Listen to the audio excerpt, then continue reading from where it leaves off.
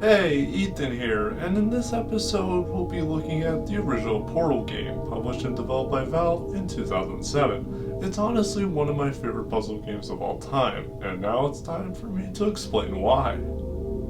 The development of Portal started in 2005 with a completely separate game called Narbacular Drop, which is developed by some students at the Die Pigeon Institute of Technology. It had similar concepts to Portal, which ended up impressing one of Valve's top developers, Robin Walker, who suggested showing off the game at Valve's offices, which ultimately impressed Game Newell, which gave them the go-ahead to continue developing the game.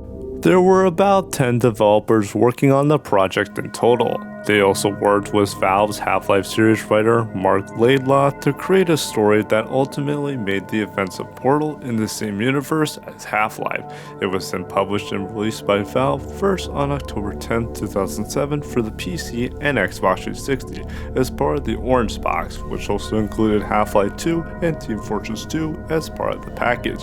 The PlayStation 3 version was delayed until December 2007. It was later released as a standalone title for the PC and for the Xbox 360 with extra content known as the Still Alive Edition on Xbox 360.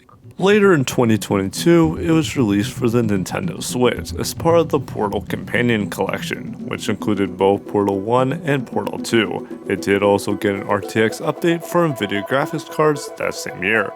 Now I'm playing the Nintendo Switch release, even though the peers just say to play the PC version, but for some reason OBS just doesn't want to work when I have the game running in the background, and also this game has problems with performance on my PC, even though it's way more powerful compared to PCs at the time of the game's release.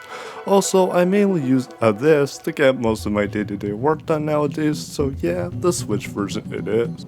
I originally got into this game because a close friend of mine got an Xbox 360 for his birthday one year, and one of the games that he got was Portal 2, and since I and some of my other friends didn't own it at the time, I decided to get both games so I could play the first game and be able to play 2 with my other friends.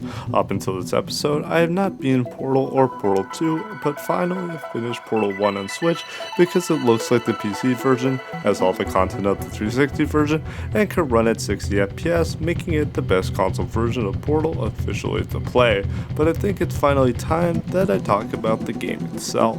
The story of the first Portal has the player play as a silent protagonist by the name of May Shell, as she wakes up in some kind of chamber with a bed and a few other items. The player is then introduced to GLaDOS, a robotic AI that is forcing us to go through 19 test chambers using the Aperture Sciences portal gun and other objects to complete the test and get a cake as a reward upon completion.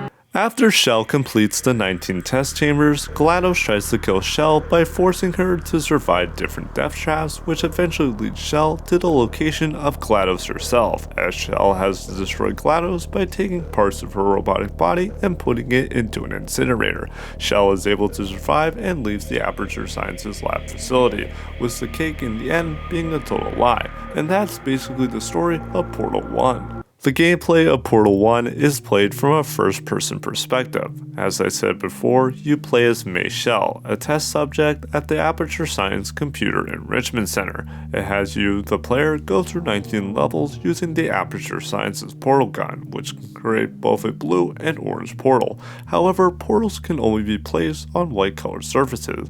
It also has the player use Aperture Science storage cubes and a companion cube to either open up doors or reach higher areas. Shell, however, can be killed by either droids or this brown gunk on the ground in some levels. Sometimes the player must press a button to release a cube or open certain doors, or also use these certain moving platforms. There is also these spear things that I forgot the name of. In the main menu of Portal, we also have bonus maps from the Xbox 360 version, developer commentary which provides insight from the devs on each level, achievements which can be unlocked throughout playing the main 19 levels, and is also available on the Switch version as well. Visually, for the time period, Portal looks quite good. It has nice lighting, good texture detail, and nice reflective surfaces, even on Switch. The original 360 and PS3 version start at 30 FPS, while the Switch version is the only official way on console to play the game at 60 FPS. Most of the music in this game is ambient sounds, which sometimes I forget that this game even has music. Well, that's basically Portal from 2007. Even though it's really short, it's still one of my favorite puzzle games of all time. I was able to beat the first 17 levels in just a little over an hour. And also, the cake was a lie all along.